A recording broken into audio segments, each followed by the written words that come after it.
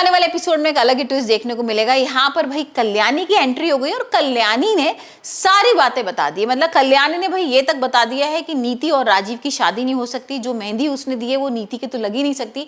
यहाँ पर ये राजीव की जो असली बहू बनेगी उसी को ये मेहंदी लगेगी। और हमने देख ही लिया है कि मेहंदी भाई जबरदस्ती से राजीव परी को लगा देता है और परी के वो मेहंदी रच जाती है। अब यहाँ पर परी कहीं ना कहीं परेशान हो रही है कि मेरे प्लान चलने से पहले भाई हंगामा ना हो जाए, क्योंकि अगर उसके हाथ में किसी ने ये मेहंदी देख ली और ये मेहंदी तो रची हुई है तो बहुत बड़ा हंगामा हो जाएगा। क्योंकि यहाँ पर कल्याणी ने भविष्यवाणी दे दी थी कि भाई जो मेहंदी होगी वो उसी के रचेगी जो असली में राजीव से शादी करने लायक है। और यहाँ पर वो नीति को मना भी कर देती है और नीति और गुरविंदर इसी बात को लेकर भड़क जाते हैं। यहाँ पर नीति बहुत हाथ वाथ जोड़ के रोने का नाटक करती है और बोलती है कि नहीं भाई मेरे को राजीव से तो कोई अलग कर ही नहीं सकता है, क्योंकि राजीव और मेरा तो जो प्यार है ना वो भगवान को ही पता है और मैं तो किसी तरीके से राजीव से शादी करके रहूंगी। अब यहाँ पर यही सारी चीजों में बहस चल रही है। वहीं हम दूसरी तरफ देखेंगे कि जो परी है वो अलग परेशान है कि अगर ये जो मेहंदी उसके हाथ में रची हुई है अगर किसी ने देख ली तो बहुत बड़ा हंगामा हो जाएगा। और स्पेशली अगर नीति ने देख ली तो ये चीज तो भाई क्लियर हो ही जाएगी कि पार्वती नहीं परी है। इस बात को लेकर ना अंबिका बहुत खुश है, क्योंकि अंबिका कहीं ना कहीं यही चाह रही थी कि भाई किसी तरीके से सगाई रुक जाए। और यहाँ पर तो मेहंदी की जो सेरेमनी होने वाली थी